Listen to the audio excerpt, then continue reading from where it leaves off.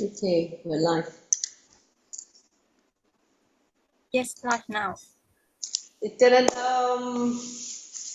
Welcome back to the final session of this Essence of Living Enlightenment. It's been 5 months since we started this ebook. I must say that it's given me a tremendous insight to the 4 tattvas: integrity, authenticity, responsibility, and enriching. The 4 spiritual principles. So today we're covering the last part, second part of enriching, which is apyayanam. Okay, apyayanam is the Sanskrit word for enriching. So today is the last session. Welcome to Kailasa, Singapore. Today is 10th of September 2025. So let's get ready for this final, last ride into the finishing line. So before we begin, let's sit with a few minutes to center ourselves. So sit with the back straight, close your eyes, and bring awareness to the physical body, bring body awareness, and then feel this whole body with your presence, with your awareness, not just the head, but the whole body. Then expand to the next layer of our energy body, which is the pranic body, which encompasses your breath. So just inhaling very slowly and deeply. Enter into a gap, a pause. Then exhale very slowly and completely. The second gap. Continue breathing in and out with the awareness of the 2 gaps. The gaps are the moments where we are totally still and no movement, no thought.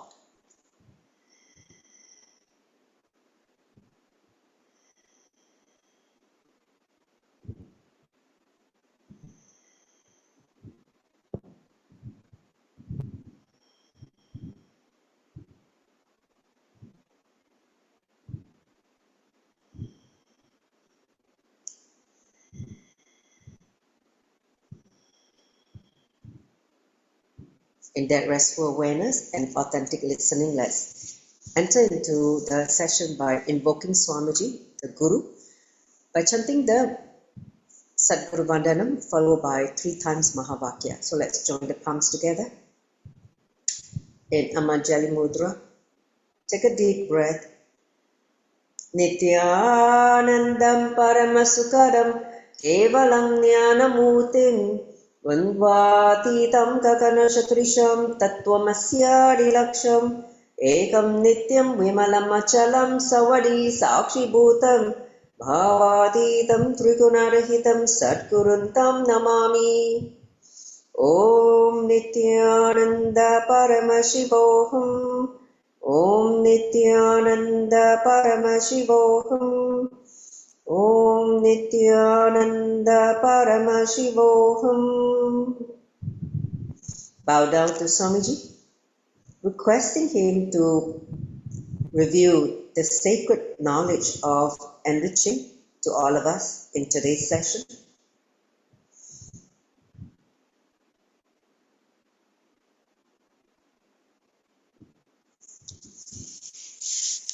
So let's enter into the topics. So once again, those who just joined, a very warm welcome to all of you.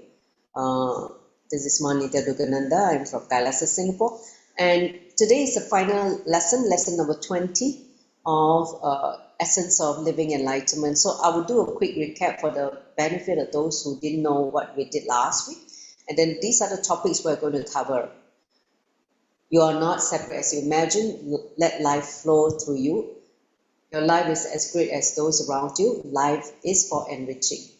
Give back to life. Life happens to you with others. Enrich for no reason. So these are the topics we're going to cover as we wrap up the whole book. Next session.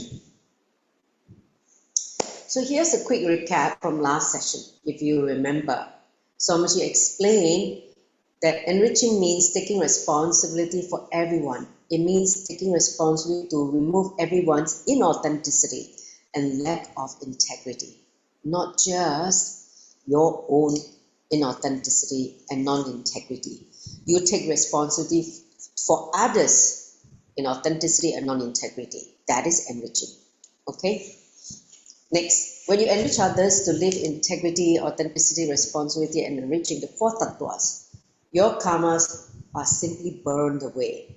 Whatever karmas that you have accumulated unconsciously for many, many janmas and also in this birth, they get burned away just by you aligning back to the spiritual principles. That's the power of these four tattvas. Enriching is like a mirror. That means it shows the reflections of what you are, what's inside you. It holds your own mind up to your awareness. So if you are afraid or resist enriching, it is basically a reflection of your mental resistance. And then enriching is the cure. This is a fascinating dimension. How enriching can be cured, enriching can be experienced, enriching is also the technique, and enriching is the path and the goal. So it is enriching which unclutches you from your past incompletion. It is enriching which makes you grow. Once you dive into the whole expansive space of enriching, and it's the space that continues to expand you again and again, in that expansion of the huge, vast inner space, all your incompletions get healed. You start to get unclutched because all become small dust inside your vast space. If you have vast space, all this small dust means nothing. If your space is so tiny, one small dust looks like a mountain. If your space is so vast, one incompletion seems like a master city. It's just nothing. Understand? So enriching is the way to make you expand so that your space becomes huge, to accommodate everybody, all the beings on planet Earth. Okay?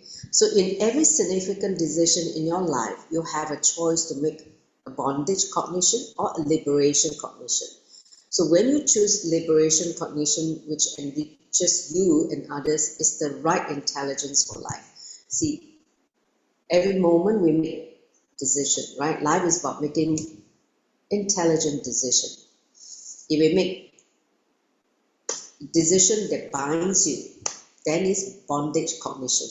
If you make decision that liberates you, lead you to more and more liberation, fulfillment, then is liberation cognition. So life always presents these two options for us.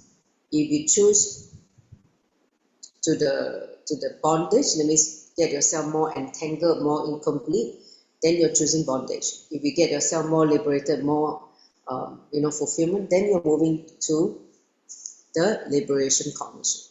So enriching others will enrich the forgotten parts of you because you don't want to look at the blind spot or the forgotten parts of you.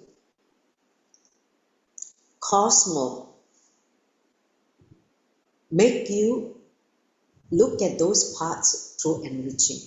That is why enriching is one of the most powerful tattvas, principles. Remember, it says that when you do enriching, all the other trees becomes alive. Okay, so that is the power of enriching. Next slide. Okay, so now we're entering into the lesson number 20. So just to recap, what is enriching? Apyana. Okay, enriching is you taking responsibility with integrity and authenticity that you are committed to consciously enriching, which is expanding life in and around you. So it's all about expansion. Next slide. So we continue. He said that you're not separate as you imagine. Right now you feel the disconnection from someone, from family, from earth, from God. You feel that you're separated. It's the idea of duality. Okay? So he said, listen, as long as you have a separation between yourself and others, you can never enrich because you feel that you are you, the person is the other person. See, your normal love or friendship are like this. You first see a gap, a separation. a difference between you and the other person, then you struggle to bridge the gap with love. This is the biggest foolishness, Swamiji say. You first create a gap that doesn't exist, and then you work hard to close it. A gap that did not exist, but you work very hard to try to close it, which is all illusion. Understand? So next slide. So Advaita or non-duality. See, Dvaita means duality, which is what we created by the mind. The mind creates separation. So here, Swamiji said non-duality, Advaita, is the ultimate philosophy of Hinduism. In Sanatana Dharma, non-duality, Advaita, is the, what can I say? In the space of wonder is the crux of whole, the philosophy of Hinduism. He said it is also the most practical worldview. He said, please understand, whether you believe it or not, whether you understand it or not, you are not separate from others. We are all interconnected in one way or another. You are separate from others only at the physical level, but if you go deeper, deeper, deeper, you see the distance start reducing and the differences start dissolving until you meet at the center where we're all one and the same consciousness. So I remember there's this diagram which Swamiji showed how we're all so interconnected. He drew so many concentric circles, okay? Because he said that we have 7 energy body, right? So the first layer is the physical body. So you're here and I'm here. So we're so far apart. So we cognize that we are different, we're separate. But when we start coming in to the breath layer, right? Your breathing and my breathing can affect each other. Then as you go deeper, the mental layer, your thoughts and my thoughts can influence each other. We come closer. Then energy level, until we meet at the center, consciousness level, which is the nirvanic level. There's no difference. We are all in the same space. That's why he said, when we cognize this fundamental truth that we are not separate, your ideas can affect me, my ideas can affect you. So at a deeper level, consciousness level, this is what we need to work on to raise everyone so that everybody get raised collectively. That's why they talk about collective consciousness. Understand? So, for example, he said in the physical body, you're separate from the other person. If you eat spoiled food, only you get sick only, the person will not have diarrhea, because the physical body boundary is so strong. But if you have a cold, let's say some airborne disease, all the people around you may also catch it and fall sick because you're breathing the same air, which is the pranic layer. And if you carry a negative thought or vibration, some kind of violent thought, let's say aggressive violent thought, even the person you interact with a long distance can be affected by it. Can you imagine? So as you become subtler and subtler, journey more into the core, there is less and less separation between you and others. Ultimately, at the level of consciousness, it is all just one, Advaita. So that's why he said, don't think that you're separate. We're all the same. Next. So all our conflicts with others arise from not being aware of this truth. In fact, just as the painful parts of body are just forgotten parts of you, your painful relationship are also just the forgotten parts of you. Any relationship where you have conflict, you are struggling, we are not complete. Please be very clear, this is the painful, all those conflict or hurtful relationship. They're just nothing but the forgotten part of you, which you never attend to it, which you didn't want to bring completion. So this is not just a philosophy to think about. It is an immediate solution for all the conflicts in your relationship. So he said, try it today. If you need to bridge the gap between you and your spouse, for instance, or your partner, or people in your family members, your loved ones, apply Advaita, non-duality. If you need help from your brother, apply Advaita. If you need your boss to trust you, apply, non-duality Advaita. You will see that the neglected and forgotten parts of you, which are present in others, will be enriched. This is the power of enriching. When you start enriching the other person, which is the forgotten part of you, that part bring back to its fullness. You become awakened to that dimension which was hidden or forgotten, neglected. Okay, next slide.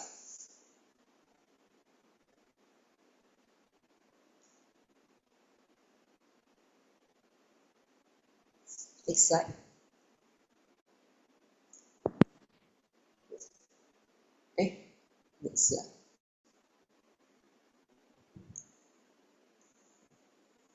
Frozen. Can you see the slide? Okay, yeah. So he say enriching is a plan for miracles. Okay, enriching is a plan for miracles. If you want to have more and more miracles in your life, start enriching. He said it is the most powerful way to keep your inner beings awakened to this truth that we are all in non-duality, to continuously experience that everything is a part of you. Enriching makes sure that your inner being does not fall asleep and forget or disown some part of you. That is why Swamiji told us, go and enrich. Enriching should be your life breath. See, your own inner awakening is ensured by being committed to the inner awakening of all the beings in your life. Enlightened beings are enlightened beings because they stand up and continuously cause enlightened beings around them. Incarnations are incarnation because they stand up and continuously cause incarnation all around them.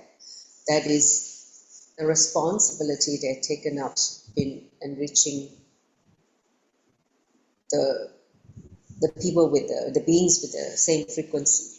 Understand? They stood up, so that's why they're attracting all the enlightened beings. Incarnation because Swamiji took the responsibility, and that's what he's attracting all the different incarnations as well. Next slide. So let's do an activity. There are 4 steps to this activity. Please take your book or card or paper. We say, first, list down the top 5 relationships in your life. It could be your parents. If your parents are already deceased or passed on, then you can create another relationship. That means put in another one that is still existing. Write down which aspect of each of those relationships you want to enrich. For example, you may expect your loved one to give you more time, or you want your loved one to give you more freedom, whatever it may be. Okay, so write it down. Write down the aspect first. Write down the name of the relationship: father, mother, sister, husband, or we call it Swamiji, something like that. Okay, all the 5 relationships. Even with Guru, we can write down. And then in each of the relationship, write down the aspect of each of the relationship you want to enrich. Find out which is the unattended part of you which is waiting to be enriched. Example, in the above case, about your loved one expecting more time to give you more time. There may be a part of you which is constantly seeking attention. So that's why you want more time from your loved one. Then do completion with the unattended part of you. Find out how you can take the responsibility to enrich the unattended part of you. So this is purely your inner work. It means list down the 5 relationships in your life which are important, and in what area which you feel that you want to enrich the other person. Okay. Then find out what is the unattended part of you which is waiting to be enriched. For instance, in this case, it is you realize that you're actually seeking attention rather than feeling complete with the less time you spend with your loved one. And then do the completion with the unattended part and find out how you can take your responsibility to enrich the unattended part of you. So when you take responsibility, let's say based on this example, the desire to have more time, expecting more time to be spent with your loved one means what? You're not enriching yourself enough. If you are keeping yourself busy, then you will not demand more time or attention from your spouse. You just be able to feel complete with yourself because you'll be taking responsibility to do so many things to help others, to enrich others. So you will not have so much free time. Your life will be so happening that you wouldn't have time to think about trying to seek attention. That would be the last thing on your mind because you'll be too busy enriching others. So write it down. I'll give you a few minutes. You can write down the relationship and then see what you can do. If, let's say, for instance, in a relationship with your mom, what is the thing that you feel that, which aspect of this relationship you want to enrich? What do you want to enrich your mom about? Maybe make her understand the importance of keeping herself active, because let's say your mom is already quite advanced, senior in age, and her health or mobility is restricted because of body problem, and you want to enrich your mom to see how to keep her still active, physically active, so that she can keep herself healthy and be able to live a more fulfilled life. That means active life. So this could be one of the things that you want to do for your mom. And then I found the unattended party, which is ready to be enriched. So in this case, it could be that you didn't give time to your mom because you feel that you're busy. And so this may be something that you feel the unattended part of you, not giving time. That means you don't give time to yourself as well. You're too busy doing other things. Okay? Things that are important. Important things you shouldn't neglect. You should attend to it and be complete with it.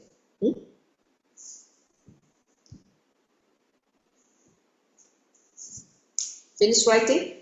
Or still writing?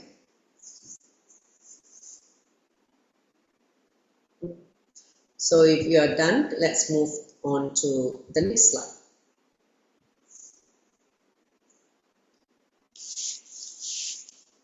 So here is another thought current from Jesus. Let life flow through you. He's asking this question. Do you feel life is unfair? Some people have carried this incomplete cognition that, oh, life is so unfair. There's no justice. Are you slow to trust people? You don't trust people because you have been let down or hurt before by people. So you are slow to trust. Are you afraid of being exploited? You are so scared that people will cheat you, people will take advantage of you, people will use you for their vested interest. So answer this question. Do you feel life is unfair? If you feel so, put yes. Are you slow to trust people? If you feel like, yeah, I can't trust people, then put yes. And are you afraid of being exploited? Like you scared that someone will violate you or cheat you in some way or another? Okay? Feeling exploited. So if the three questions are yeses, then understand. He said fear is the worst kind of cancer which stops us from expanding and reaching ourselves and others. If you have fear, understand, you have the worst cancer. Not physical cancer, but spiritual cancer. Okay? So please understand, fear is nothing but carrying an inadequate cognition about yourself and life. If you feel that life is manipulating you, it is not just a wrong cognition you have about life. It is a wrong cognition you have about you. Not just about life, but it's you. How you, as if you have already see yourself as this body mind, then definitely you have missed the truth about who you are. When you have the wrong idea or cognition that you are just this body mind, then obviously you will have fear. Like, you know, you will fear that you will cease to exist once you leave this body. So, and you feel that life is unfair, life is always give you trouble, then be very clear.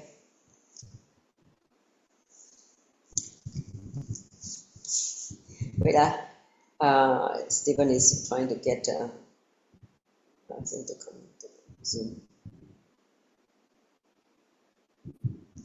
So, look at the wrong cognition you have about you, which is what is lurking as fear. If you have fear in life, whether it's you feel life is unfair, you're very slow to trust people, you doubt people, and you're always afraid that you're being exploited by people, you think that they are always trying to cheat you, take advantage of you, violate you, whatever may be, all this fear.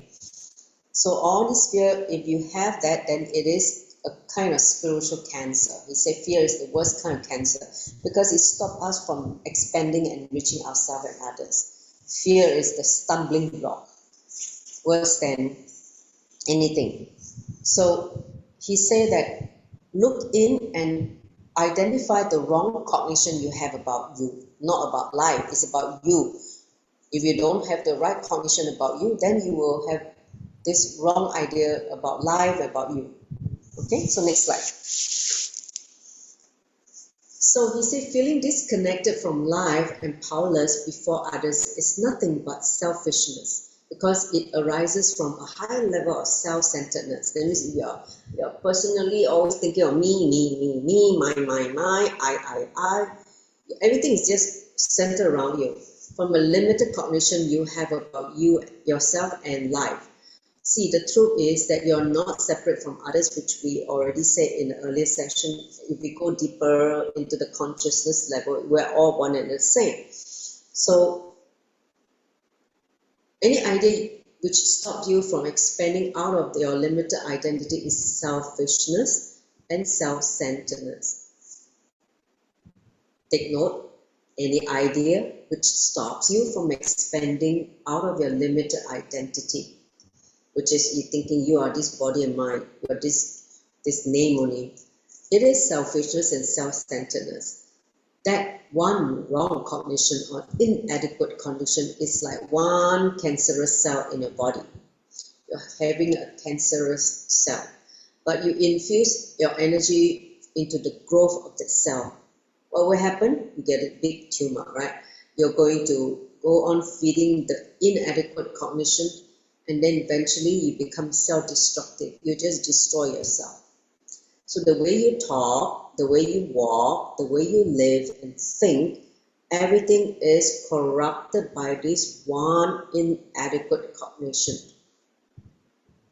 So look in, spot any inadequate cognition or wrong ideas you carry about you. If that's what is permeating in your life, be very clear. Even you don't do anything, you are going to destroy yourself eventually. This is what in spiritual context we call amandroha. That means spiritual suicide. Self-destruction means you kill your possibility. You kill your ability to reach enlightenment. That means liberation, moksha, by doing droha to your atman. That means your soul. The consciousness, you're doing this abuse of your soul, which leads to self-destruction. That means you kill your possibility, you kill your ability to find liberation. You basically disrespected life and you kill yourself for that. And that cosmos can never allow. Whatever that go against the flow of cosmos, which is expansion, if you go against the flow of the cosmos, the cosmic law. Instead of moving into expansion, you're shrinking, you're destroying yourself. that is the crime, the greatest crime you're doing to yourself. Understand?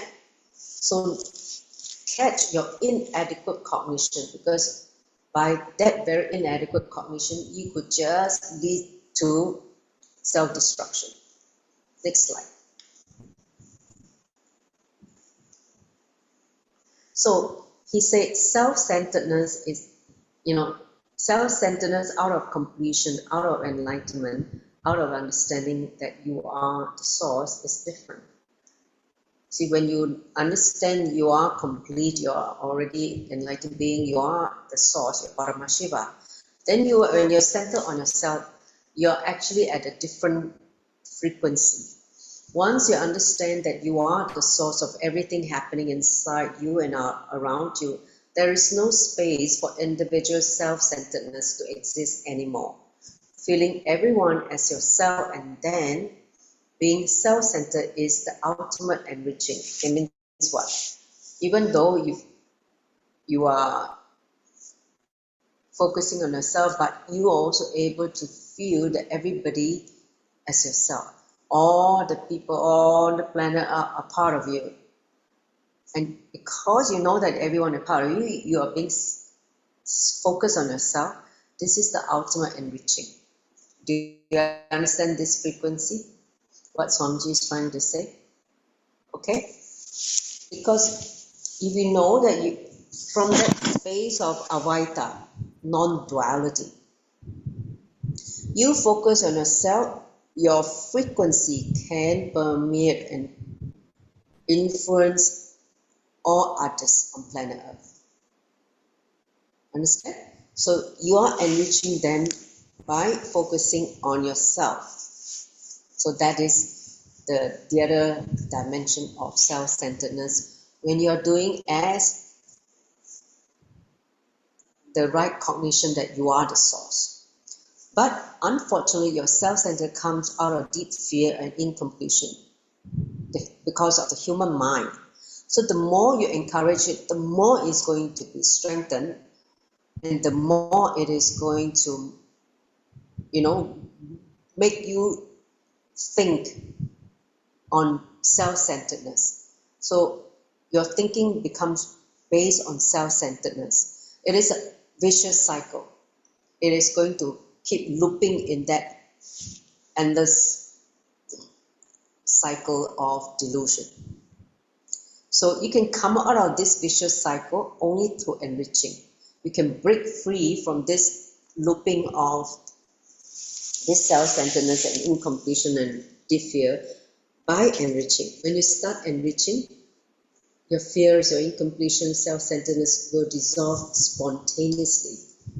Even you won't be aware. The moment you start enriching, then after a while you just look back, I don't have this fear anymore. They just become redundant, irrelevant. Because enriching opens you to your expanded self, to your bigger self. That means you start connecting to the real I, the big I, the Paramashiva in you.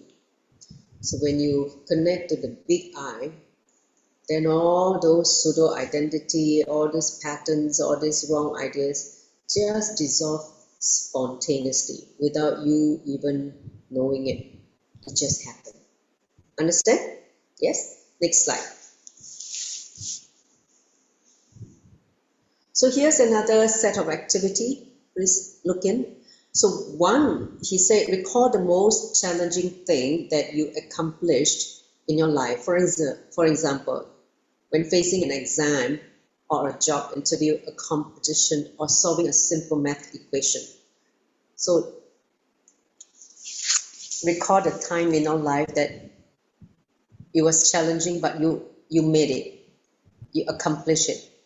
For instance, you get a job that you dream of, get to the Fortune 500 company.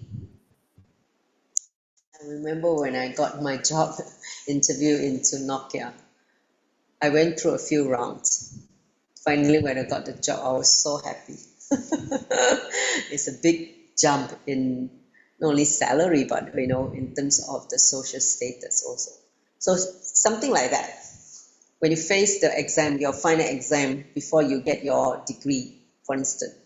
So, and the second part is list 5 ways in which you enrich others to overcome this challenge in their life as well.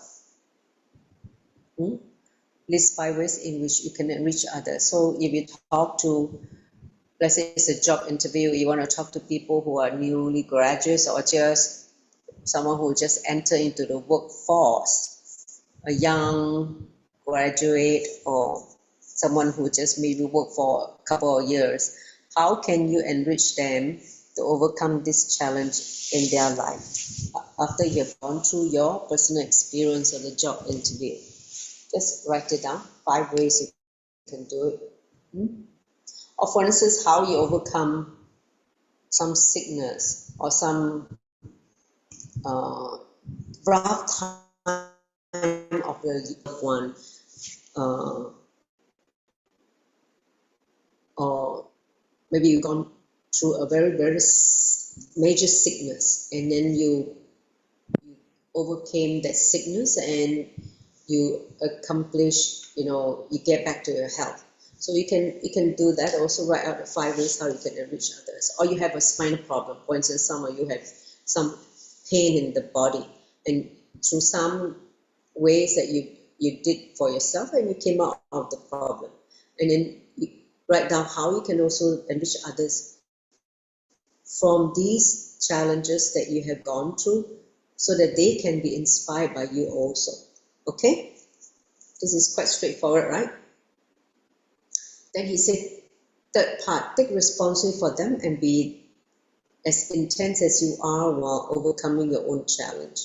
So when you help them to overcome this challenge, be as intense as you when you were facing it yourself. Because when you face it yourself, you'll be very intense because you're struggling, you're going through it your own. But now when you're enriching others who are going through the same thing, you be as intense as you were. Okay? That means have the intensity to feel what they're feeling, so that they can sense your vibe. They can feel your space, and they can be influenced by you. Okay? Yes? Next slide. So here's another thought current. He said, your life is as great as those around you. Don't think that other people's life is not so great. Your life is super cool. No, he said your life is as great as those around you, depending who you mix with. Okay? So here's a small story. Swamiji tells a small story. So let's listen. He said, a young man comes to his father and shares, Dad, I'm in love with the pretty young girl next door, and I'm going to propose to her. The father immediately says, oh no, you can't do that. But why? Asked the son. Because she is your half-sister, says the father. So the son was shocked to hear this, but he obeys his father's words. Then a few months passed by. A month later, he comes to his father and says again, Dad, do you remember the girl who stays opposite us? I plan to start dating her. Next slide. So this is another girl which is opposite. Then the father cries out, no, don't do that. She's your half-sister also. And please don't tell your mom about it. Okay? So the father must have been sleeping around. So the whole street is all the half-sister. Okay? So the son is really mad at his father. What? Ridiculous. Every girl I want to date is all my sister, half-sister. So he shut up and listened to him. But he shut up to listen to him, right? The third time, the son finds another girl. Okay, this is the third time now, okay? The father repeats the same thing. No, you cannot date this one because he's half-sister. So this time, the son cannot tolerate anymore. He decided this is too much. And he rushes to his mother and tells her everything. Mom, I have tried to date 3 girls, but that, said they are all half-sister, I can do it. Then he says, see what dad has done? He has ruined my life. Now he's ruined your life too, right? No, he has ruined your life. So he told the mom, that has ruined your life because he's sleeping around with so many, women along the street, and now he's ruined my life because I can't get, a girlfriend because everyone that I'm trying to date is my half sister. So whichever girl I choose, he says he's my half sister. So he was getting very, very upset. Then the mother said, "Shh, don't worry, son. You can marry any of the three girls because he's not your father."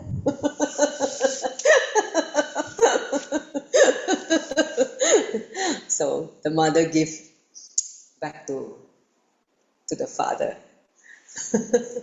All right, so here's a little, what I call that, distraction. I would say Swamiji's, he loves to tell small stories in his books. So he said, never imagine that you can live a good life when the people around you are living without integrity and authenticity. Understand? You are surrounded by people who are non-integrated, who are inauthentic. You will have hell. Your life will be hell because they are all around you and they will drag you down. Understand? So any completion, any fulfillment, any success is possible in your life only if the people in your life are also living this principle. So don't just think, oh, I just go and prove myself, I just go and live these 4 thoughts, and then the people around you are just cheat and non-integrated and inauthentic.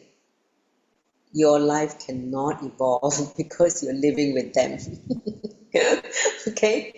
So understand, you are the totality of many dimensions. You are a father, you're a mother, or you're a friend, you're a spouse, you're a son, you're a boss, your daughter, and so on and so on. So you live many different dimensions.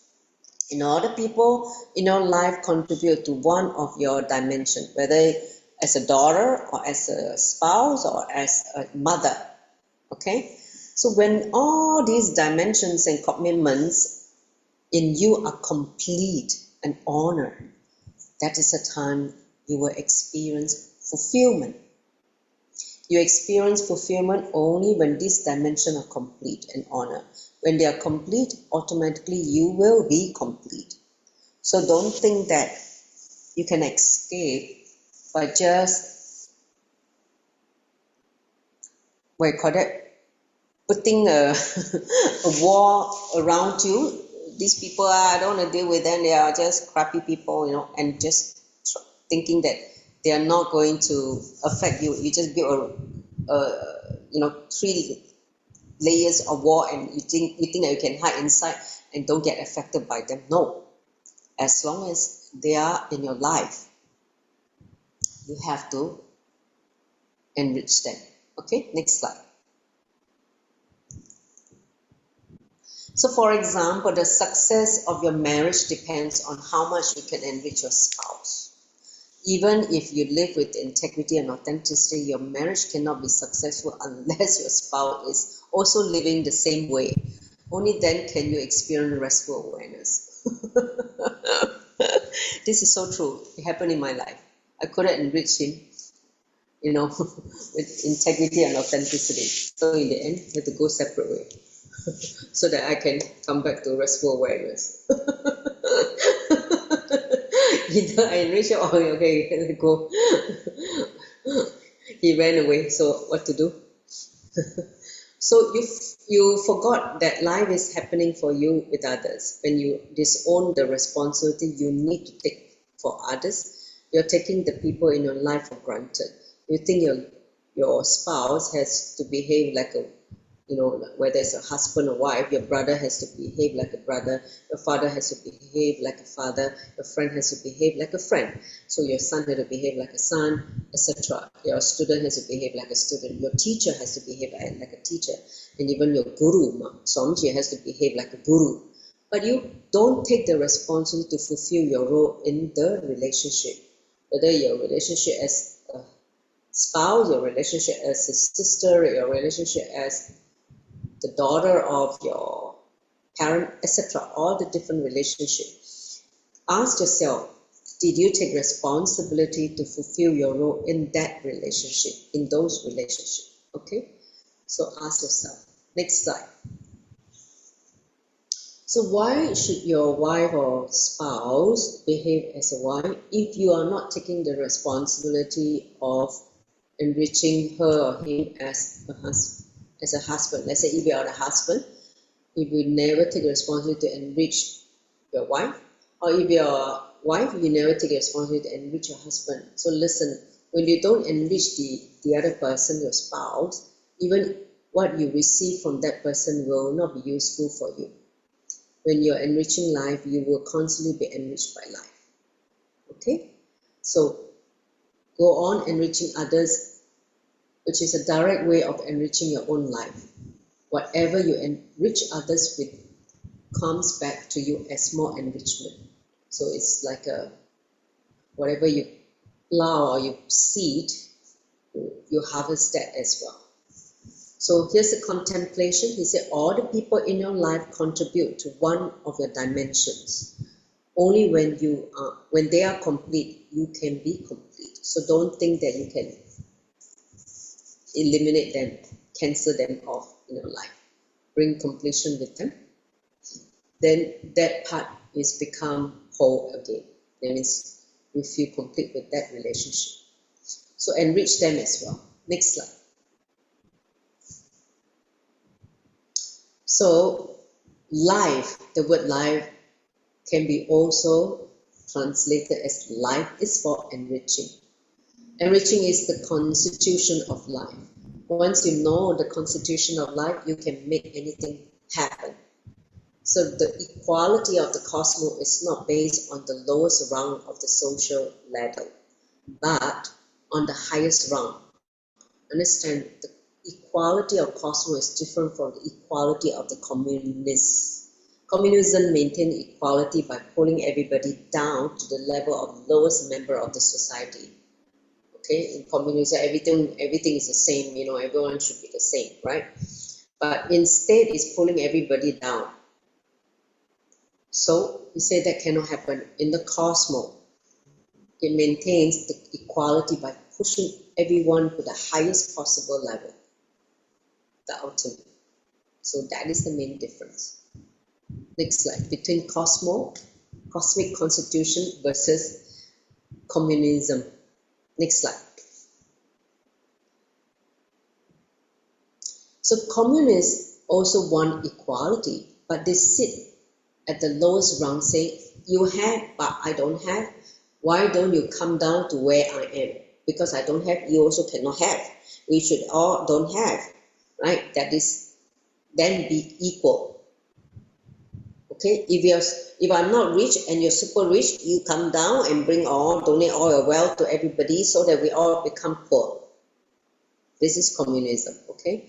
The right way to help the have-nots is by taking responsibility to educate them, enrich them, not by pulling everybody else down to the same level.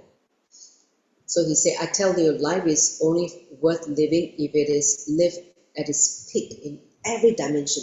Every relationship that you have living at its peak, that is the real fulfillment. You feel life is worth living. Understand? So when enriching expresses through your heart, it is empathy, which is the ability to put yourself in others' shoes and feel what they feel. Empathy.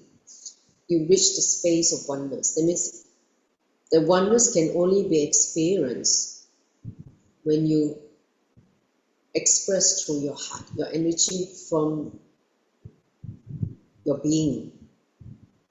You have the ability to connect and experience what they are going through.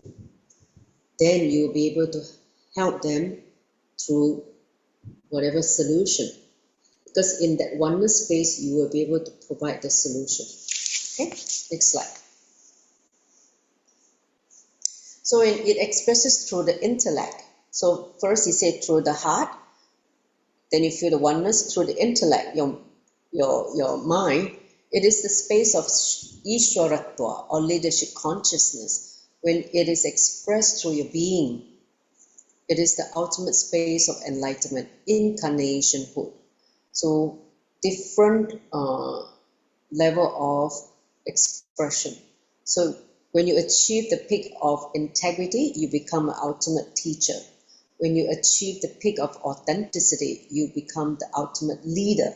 When you reach the peak of responsibility, you become a powerful enlightened being.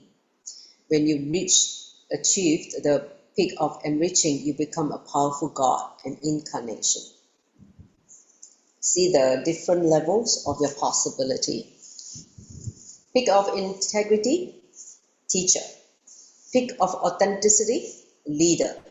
Peak of responsibility, enlightened being. Peak of enriching, avatar, incarnation. Understand? So at least start somewhere. Start from either integrity or authenticity and start raise yourself in the different tattvas to become the ultimate incarnation. Okay, maybe when you take more and more pick of your responsibility, you become an enlightened being. So start somewhere. Next slide.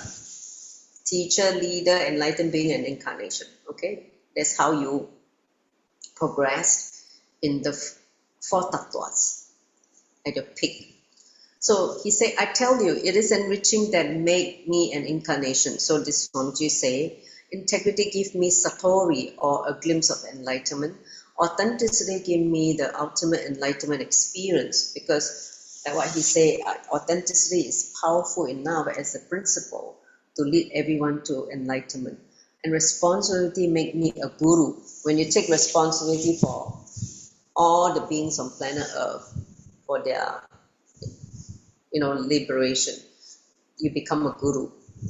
And it is enriching that made me an incarnation. So that is the difference. So here's another activity. He said, identify 3 people in your life with whom you have experienced conflict in the past. Write it down now. Who are they? Whether it's your mother, whether it's your spouse, whether it's your friend, whether it's your sibling. Write 3 names with whom you have experienced conflict in the past. And today, enrich them with an understanding of the 4 tattvas and how it can transform their life. Now that you have learned integrity, authenticity, responsibility, and enriching. So, share this spiritual principle, the 4 tattvas, with these 3 people that you have identified. Okay? So write down the names. You don't have to do now the enriching. Just write down the name who you have conflict in the past and you think you can enrich them about this sacred knowledge. Okay, next slide.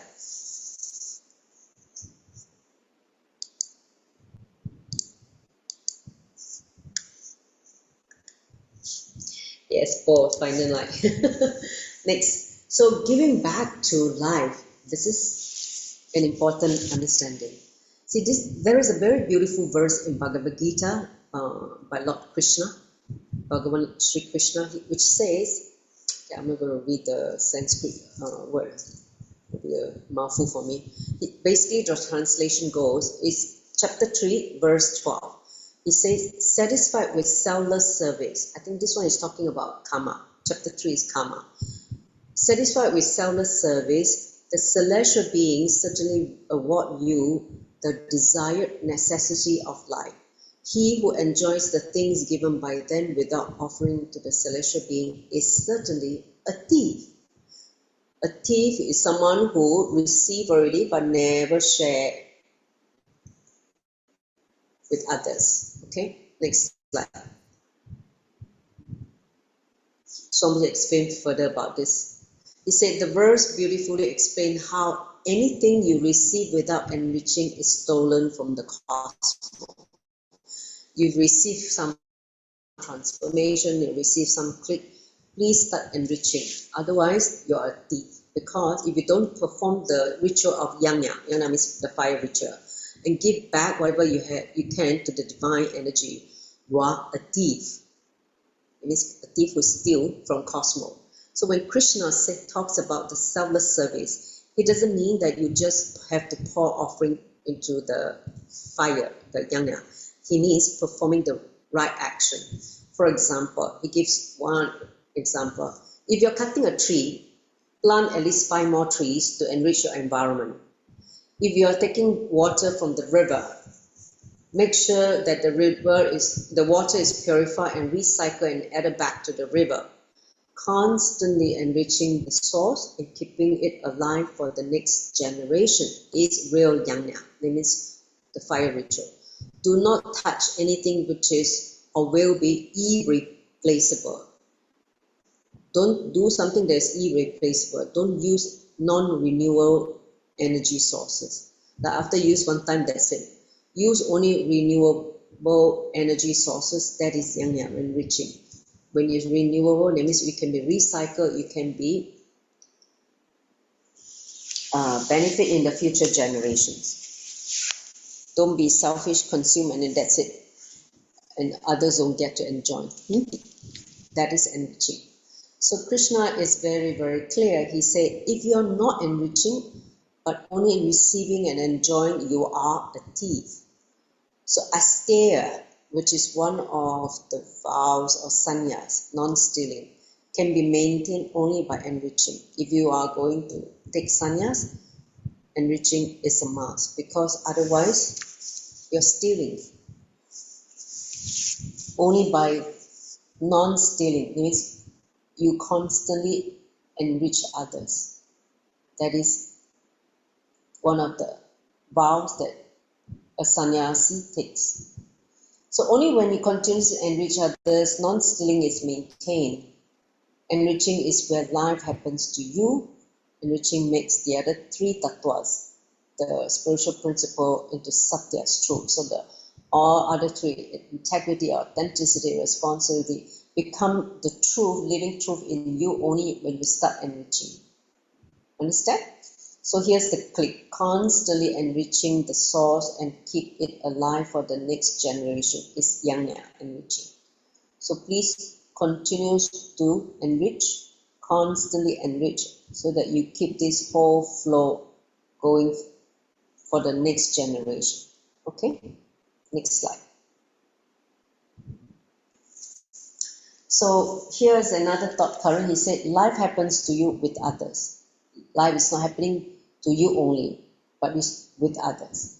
So whether it is basic food or the ultimate luxuries in life, everything happens to you with others. It is the people around you who create your world. When you enrich everyone by living and teaching the highest principle, in just a few months, you will be surrounded by gods and you will be living in heaven. Imagine all the people that you live with or work with, surround with, they live with these 4 principles: integrity, authenticity, responsibility, and enriching. You literally feel that you're living, heaven on planet Earth, because all of them become divine being, and you just feel that living on planet Earth is no suffering. Only when people are not integrated, inauthentic, that's where you feel the struggle. It's like hell. So whether it is sannyas or samsara, whether it's living as the as a renunciant or as a householder, the joy of spirituality or the joy of the world, the joys of authenticity or joy in authenticity, everything happens with company, everything happens with people, even with sangha. So understand whether it is satsanga or dusanga, a good company or bad company. You choose. If you want a sangha, you need people. You want to have the community of, I would say, a spiritual community, satsanga. Then you need people. So you cannot have satsang, it's a sangha, or sangha by yourself alone. Sangha means people. And so that's why Swamiji created sangha as part of his expression to help us enrich each other and expand, grow together. Understand? Thumbs up? Next. So he said, I tell you, it is impossible for the common seeker to live the life of a sannyasi alone in a forest or a cave without the company of other sadhus or sannyasis. I've seen young seekers misguided by the wrong ideas that they can do it on their own. They go and sit in a hut in a corner of a forest and come down to a nearby village just for food. In 2 years, they end up marrying some old widow from the village. Okay, so when you don't see anyone, you just fall for anyone you see. So he said, don't do that. Even if you are in a remote forest with only a river and a hill, your life happens to you with these two also, the hill and the river. Even if you are another ascetic in the forest, life happens with you with the forest. Okay, happens to you with the forest. So please understand, you're not even isolated. You are with nature. In this case, whether it's in a forest or in a hill or mountain or river. Next slide. So he said, listen, with whatever life happens to you, you should start enriching it. You should start protecting it. That is why Hindus are so devoted to the river Ganga and Yamuna and the Himalayas, because life happened to them with the Himalayas, the Ganga and Yamuna. That is why they are so sincere in keeping them alive and enriching them, protecting Ganga without polluting it, and Yamuna, and even in Himalayas. So integrity and authenticity are the way you relate with Avyakta, that means the unmanifest part of God. So responsibility and enriching are the way you relate with Vyakta, the manifest part of God. So understand? So I'm going to talk about Avyakta and Vyakta. Avyakta means the unmanifest, hidden part of you, which is integrity and authenticity. These two help you to relate with the unmanifest part of the divine dimension in you. When you take responsibility for the whole and enrich others, this is the manifest part of God. You start manifesting the God dimension through responsibility and enriching. Understand? Yes? Give me thumbs up, you understand. Next slide. So please understand, if you are not consciously enriching, you unconsciously create selfish patterns. If you don't enrich, you are selfish.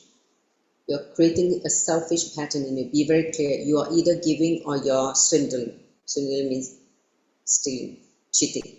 There's no middle path in this situation. Either you're giving by sharing, or you're taking, cheating. So go on enriching with these tattvas: integrity, authenticity, responsibility, and enriching. Enriching is the enriching. It means when you enrich, you are actually reaching out to more and more people, reaching out to life. So enriching life is life. And remember, whatever you enrich, it enriches you in return. Okay? Whatever you enrich, let's say you enrich someone with yoga, you get enriched by yoga in return. If you enrich someone about health, you also get health. If you help people to come out of depression, you also get enriched with a good mental health. If you get someone out of cancer, you also be free from cancer. So whatever you enrich, it enriches you back in return. Understand? Thumbs up? Yes. Next slide.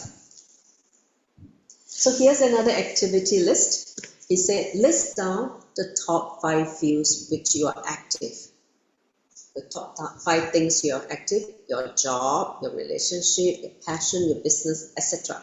Whatever you're active now, list it down. 5 things. Okay, 5 areas of your life where you are currently active. One of which is definitely in the Sangha, you can write down, okay? Your job or your business, your relationship, your passion, whatever that you are passionate about. And it also another dimension for all the devotees is your spiritual life, for instance, or your, in the Sangha, your spiritual life. So find out 5 ways in which you can enrich the stakeholders in each of these areas beyond what you receive from them. Let's say your job. Let's say you're still working for someone. You're not your own boss yet. So in your job, who are the stakeholders? Your boss, and maybe your co-workers, your colleagues, or if you are leadership position, your subordinates. Okay, let's say you're a manager, your subordinate who reports to you in a middle management. So whoever are the stakeholders in each area. So like I'm talking now, for example, your job. List down 5 ways you can enrich these stakeholders in a job environment. And let's say in your relationship area, what are the 5 ways you can enrich your relationship, the stakeholders in your relationship? So it could be your parents, it could be your children, it could be your people you work with in the office, whoever are in your relationship, okay? And find out 5 ways in which you can enrich them. Third, for the next 1 month, take up enriching as a lifestyle. Try your best to do good to everyone you see. Everyone you see, that's why Swamiji sent us, go and enrich them about the citizenship guide about Kailasa. Go and enrich Bhagavad Gita. Go and enrich about Living Enlightenment book. Go and just start enriching about this whole, spiritual truth. So take up enriching as a lifestyle, okay? Don't be lazy and don't be afraid of enriching. That's what he's trying to say. Okay? Got it? Next slide. So he said, when you start looking beyond what you can get out of life, greater creativity expresses through you. So only when you look beyond the possible returns, great things are born out of you. Don't just think of what it is it taught for me, what it is for me, what am I getting at, what should I get, what should I do, If you always measure by what you're going to get, then your creativity is limited. So only when you enrich for the joy of enriching, you don't know what is going to happen. Great things will be accomplished through you. If the mother's womb is constantly thinking about what you will gain by giving birth, you'll never produce a baby. Understand? You're pregnant with some great things. But if you constantly calculate, what am I going to get if I give birth to this fat baby? The baby may not even come out, right? You may not even have the baby in the first place. So don't be that calculative mental setup which is inserted into us by society. We constantly evaluate and calculate what we're going to get out of anything. He said, drop this. In enriching, just enrich for the joy of enriching. Then great things will happen through that pure space of enriching, not a calculative space of enriching. Okay? So when a master looks beyond what a disciple is going to contribute to him, he makes him a master. When I look beyond what you're going to contribute to me, I make you a master. Okay? Which is what Swamiji's promise. When a master looks beyond what a disciple is going to contribute to him, he makes the disciple a master. He's not calculating, what am I going to get from this disciple?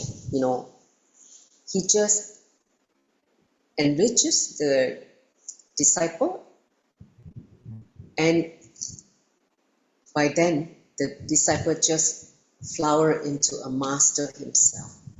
Okay, next slide. So he said enrich for no reason. You don't need a reason to enrich.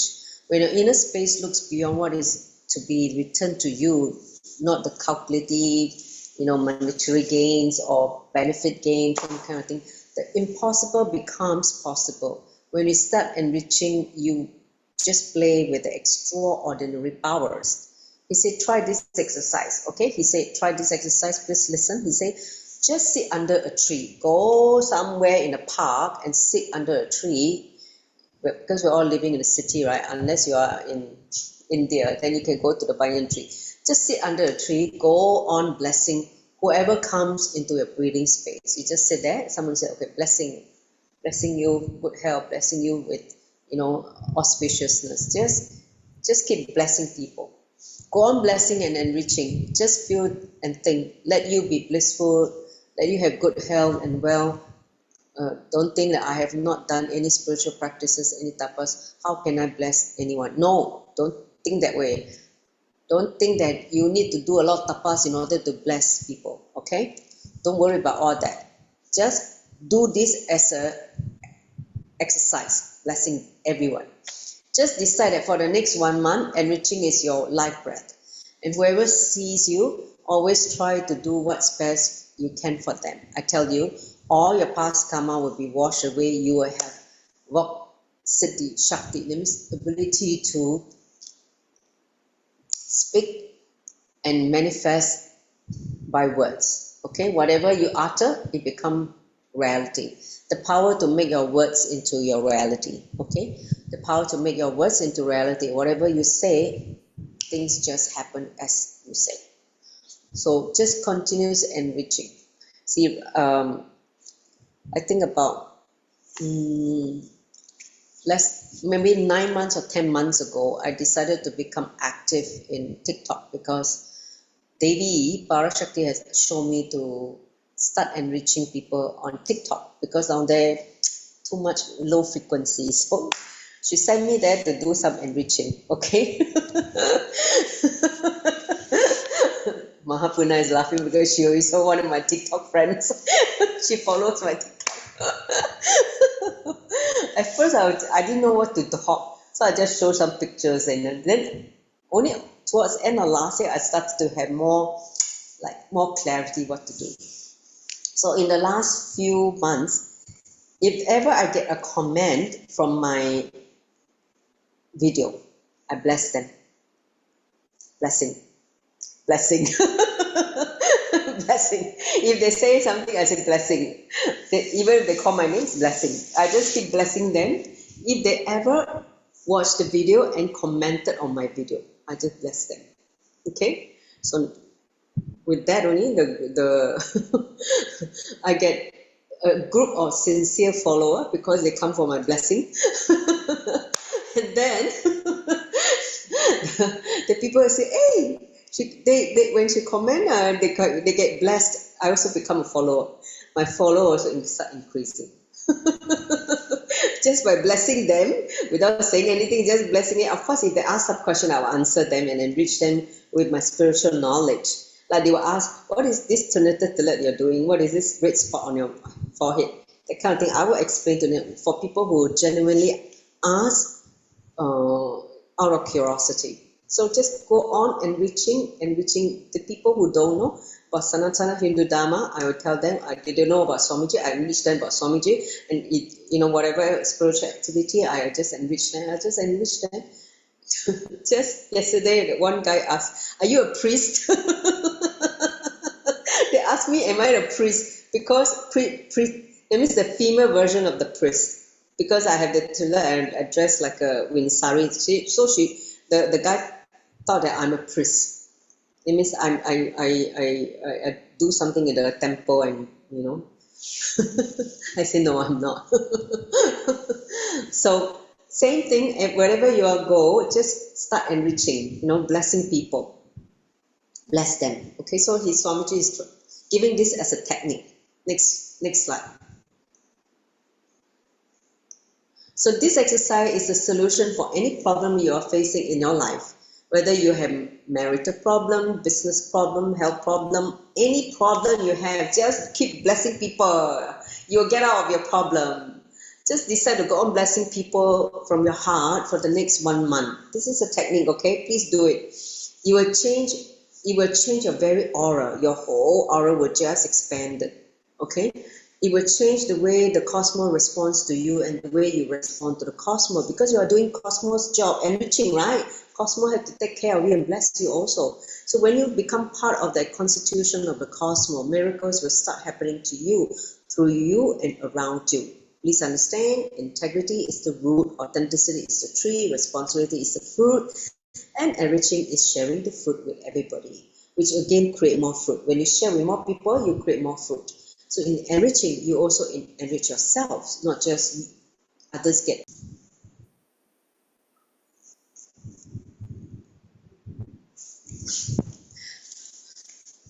Complete for the technical glitch. It happens sometimes. Okay, I think we're almost done with the last few slides. Okay. I think last few slides we'll finish it.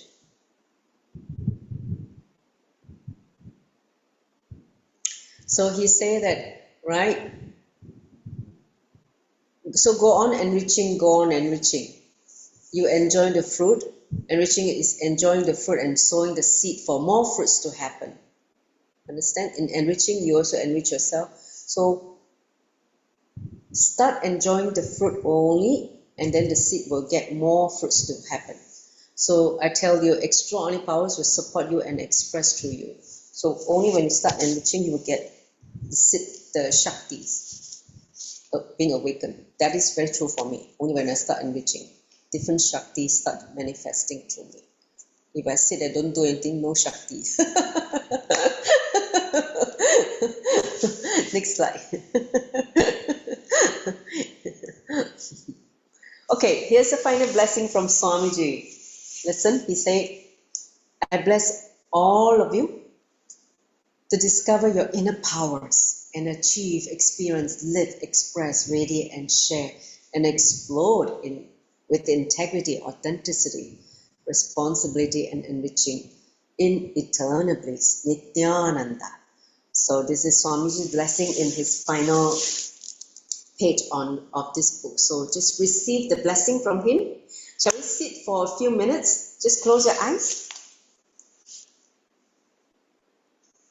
Look back what we have come in the last 5 months in your understanding of the 4 tattvas: integrity, authenticity, responsibility, and finally, enriching. These 4 spiritual principles,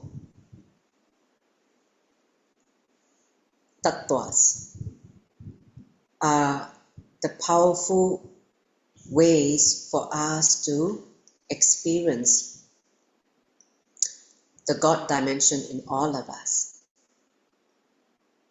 the divine dimension in all of us. It is already in our DNA. We just need to awaken and start living it, start doing it.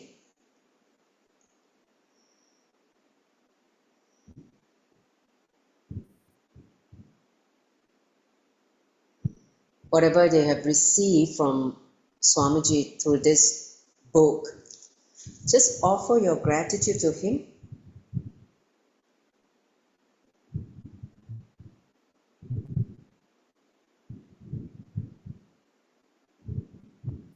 Connect with him through the third eye, in your Ananda Gandha, the space between heart and navel. Feel his blessing and energy.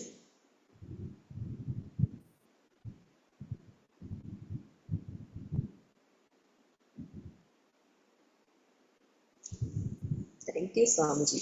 So anyone want to share very quickly how much you have been enriched by these 5 months of the lessons? See, for me personally, even I may have heard the satsang during the time when he was expounding on these 4 tattvas many years ago. I may not have internalized everything at that point in time when he was giving the live satsangs. You know how in live satsangs, when sometimes you are busy and or you're not in the most heightened awareness, you don't catch everything he said, and Swamiji's you need time to digest. So when I'm doing this book reading of Essence of Living Enlightenment, I honestly tell you, so many truth and revelation got, I would say, revealed to me. Some of all this higher truth that I had missed, again, sort of brought to my awareness. So I feel that by me taking responsibility to do this book reading has helped me.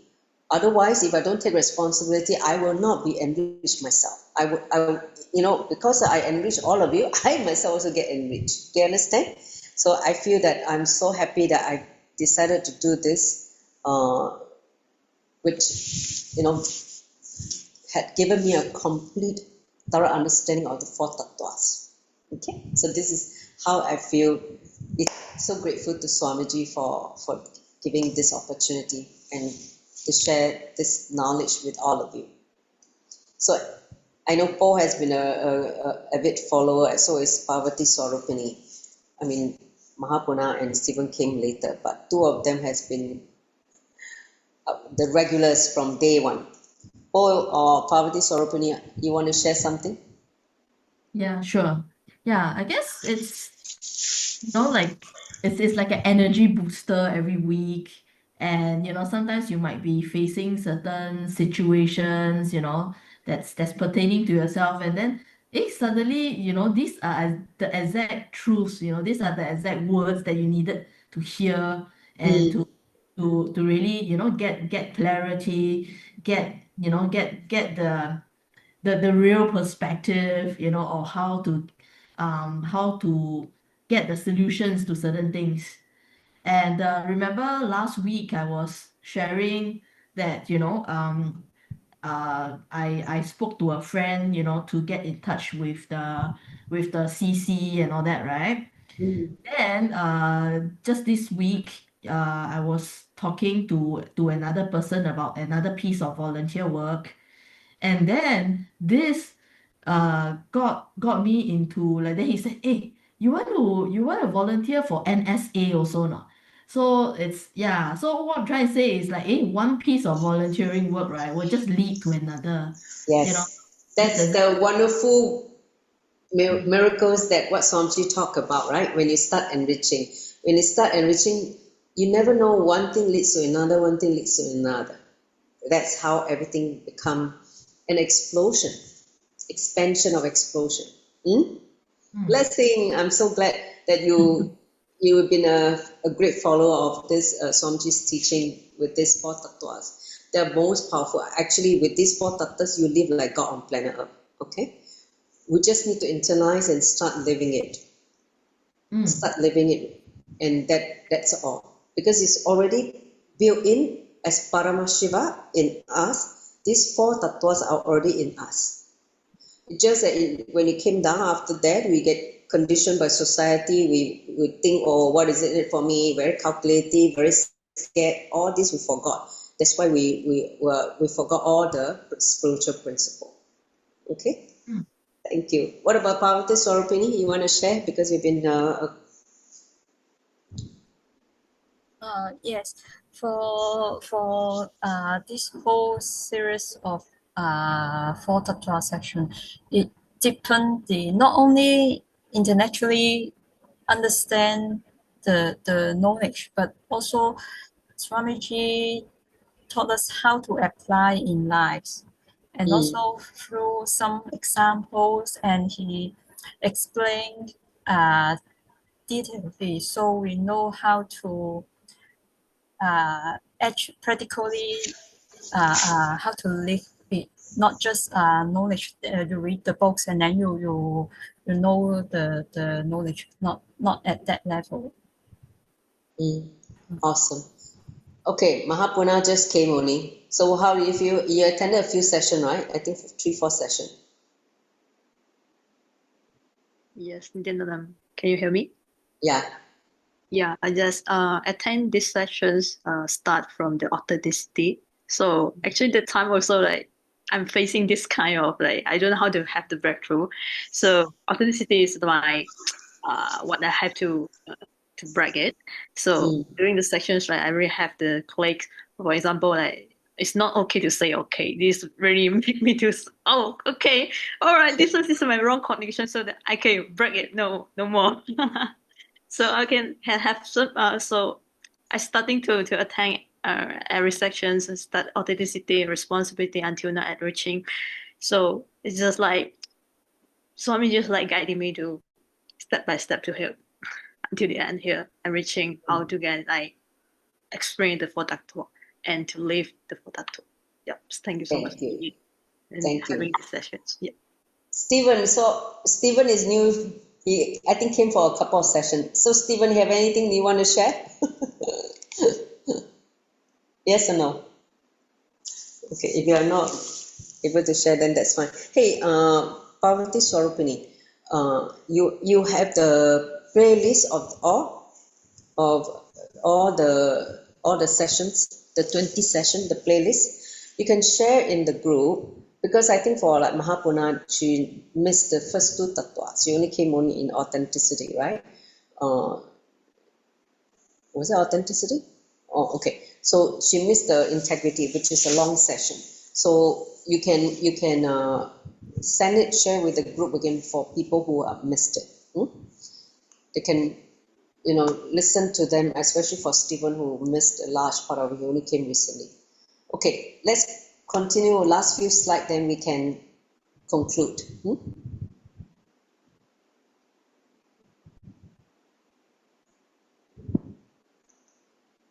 So, just want to announce that we have a laughter meditation this Saturday between 1:30 to 2:30. This time around, we're going to go straight into the meditation, so we'll reduce the verbiage. We'll just 42 minutes do the meditation and and laugh to our heart's content and stomach ache. Okay, so this is one invitation to all who want to join. You can come to the center. Let me know if you're coming physically or you can join online. Next slide. Hey, Stephen, try to come next time, okay? Justin came the last time. Parameshwara Sena, season 11, going to be hosted in St. Kitts and Nevis, as well as LA Temple. So starting in 1st October, finishing on 1st November. If you're interested, please contact any one of us. We will be enriching you to how to get there and how to prepare yourself. So Swamiji is calling the people when you're ready. Next, become a part of the enlightened civilization of the nation, Kailasa. You can sign up as an e-citizen. So this is a citizen guide. If you're interested, just let me know. We can always send you a copy or sit down to share this with you. Next slide. So once again, thank you all for accompanying me for the last 5 months in expounding on this book, Essence of Living Enlightenment. I want to announce we're going now to prepare for the next biggest celebration in the Sangha, which is Navaratri, which is Nava means 9 nights, okay? 9 nights of celebration, which is celebrating the divine feminine consciousness, Devi, the pure divine feminine consciousness. So stay tuned. We're going to announce the pujas as well as the happening during that period of from 21st September to 2nd of October. This period, please join us. We're going to enrich all of you with this amazing consciousness breakthrough. Okay, so with that, I'd like to conclude. This is the last slide. Thank you all. Let's close with the Puna mantra.